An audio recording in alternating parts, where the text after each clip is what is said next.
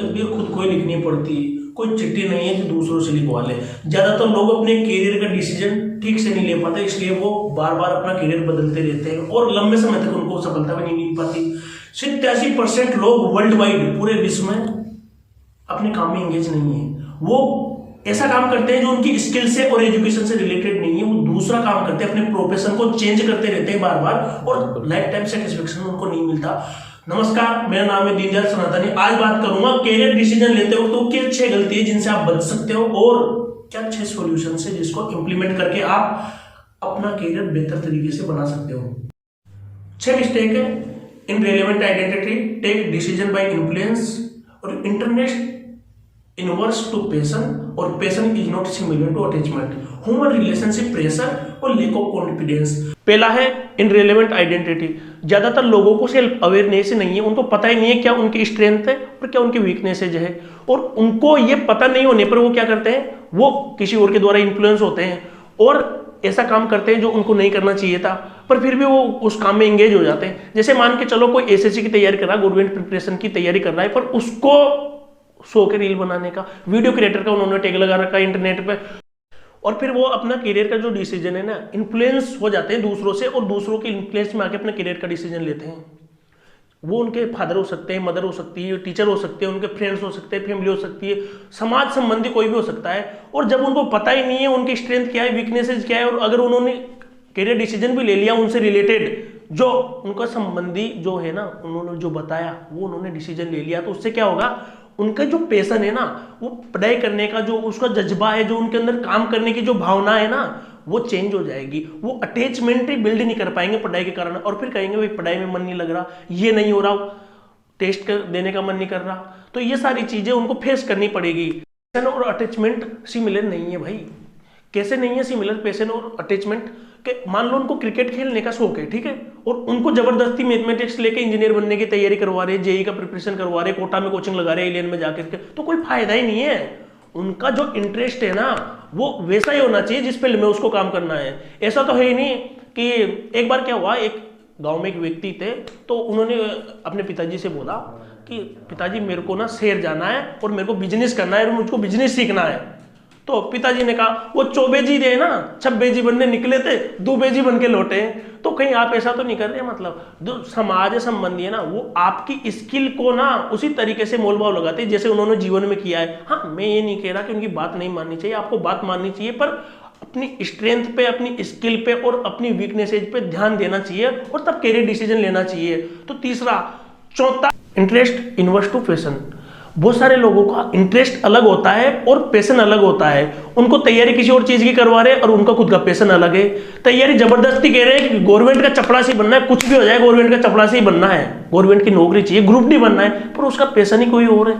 उसको क्रिकेटर बनना है, उसको स्क्रिप्ट राइटर बनना है, उसको एक्टर बनना है, उसको इन्फ्लुएंसर मार्केट बनना है, या कंटेंट राइटर बनना है, यूट्यूबर बनना है, कुछ भी बनना है, पर उसको ना उससे रिलेवेंट जो है स्टडी प्लान नहीं दिया जा रहा, जिसके कारण उसकी जो एफिशिएंसी है ना बहुत कम हो रही है। इंडिया के अंदर ना अनएम्प्लॉयमेंट इतनी बड़ी समस्या नहीं है जितनी अंडर एम्प्लॉयमेंट है। बेरोजगारी इतनी बड़ी समस्या नहीं है जितना बड़ा कि उनको रोजगार, क्षमता के अनुसार रोजगार न मिलना इतनी बड़ी समस्या है। कैसे? जो आदमी पीएचडी कर रहा है ना, वो चपरासी का फॉर्म भरा है। पिछले साल दैनिक भास्कर की रिपोर्ट में मैंने पढ़ा था, आपने भी हो सकता है कुछ लोगों ने पढ़ा हो। पोस्ट ग्रेजुएट आदमी ग्रुप डी की तैयारी कर रहे हैं। भाई जब ग्रुप डी की तैयारी करनी थी आपको, या फिर ग्रेजुएट लेवल की तैयारी करनी थी ना, तो ग्रुप डी का फॉर्म भरने से कोई मतलब ही नहीं था। तो 10वीं पास आप जिस चीज की तैयारी कर सकते हो, फिर ग्रेजुएशन करने का कोई मतलब ही नहीं है ना। तो ये सबसे बड़ा कारण है बेरोजगारी का। क्यों?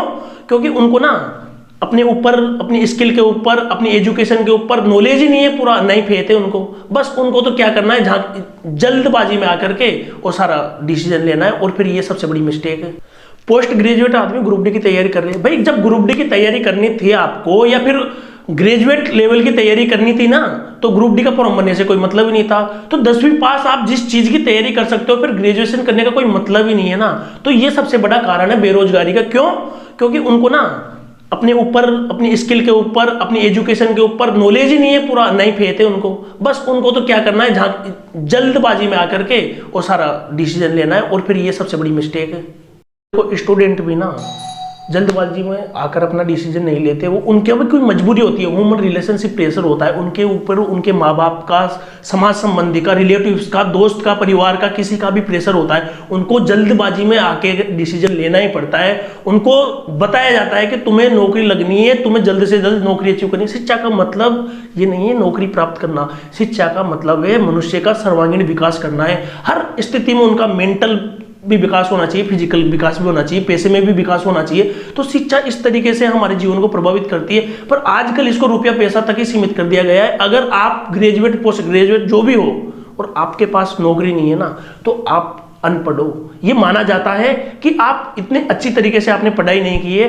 ये एक मापदंड है, शिक्षा का ये एक मापदंड है नौकरी। और ये सबसे बड़ा कारण है कि लगभग 7.4% लोग जो है ना इंडिया में, जितने भी लोग सुसाइड करते हैं ना, उनमें से 7.4% लोग तो ना स्टडी प्रेशर की वजह से सुसाइड करते हैं। और ये कारण क्यों करते हैं वो सुसाइड? क्योंकि उनको कॉन्फिडेंस ही नहीं रहता कि मैं ये एग्जाम पास कर दूंगा, मैंने ये पढ़ाई की है, ग्रेजुएशन किया, पोस्ट ग्रेजुएशन किया है, अब मैं किसी काम का नहीं बचा क्योंकि मेरी सरकारी नौकरी नहीं लग रही, आईआईटी में मेरा सिलेक्शन नहीं हुआ, जेईई मेंस में नहीं हुआ, या नीट में नहीं हुआ, या फिर किसी भी गवर्नमेंट एग्जाम का या कोई भी प्रिपरेशन कर रहे हैं। तो इसके कारण ना, स्टडी प्रेशर के कारण उनको लैक ऑफ कॉन्फिडेंस आ जाता है, और इसी के चलते वो ना अपना करियर डिसीजन सही से नहीं ले पाते, इसलिए अंडर एम्प्लॉयमेंट का शिकार वो बन जाते हैं। तो ये थी प्रॉब्लम्स। अब बात करते हैं सॉल्यूशन की। तो 6 सॉल्यूशन देखिए। अब आप पहले देखो, या तो आप वो काम कर रहे हो या जो आप चाहते हो। अगर आप वो काम नहीं कर रहे जो आप चाहते हो तो आपको करने की आवश्यकता ही नहीं है, या फिर आप वो काम कर रहे हो जो आप कर सकते हो। देखो, आपको ना चूज योर वांट, पहला सॉल्यूशन है चूज योर वांट। आपको चूज करना पड़ेगा आप क्या कर रहे हो। दूसरा चीज जो है ना, वो है कीप कंटिन्यूअस लर्निंग। आपको हमेशा लर्निंग करनी पड़ेगी, उसके बारे में रोज, जैसे मान के चलो किसी भी एसएससी का एग्जाम के लिए लगभग 8 या 10 घंटे की जरूरत रहती है, कंसिस्टेंसी के साथ में आपको 8-10 घंटे देने। तो आप ना ऑनेस्ट रहिए उस पर, आप डेली बेसिस पे उतना टाइम स्पेंड कीजिए, और स्टे कमिटमेंट योर वांट। और जो आपने सोच लिया, डिसाइड कर लिया, उस पर कमिटेड रहिए। ये नहीं कि आपने 1 महीने ये तैयारी की, अगला फॉर्म आया रेलवे का फॉर्म भर दिया, या फिर अभी नीट का कर रहे थे जेईई का कर दे।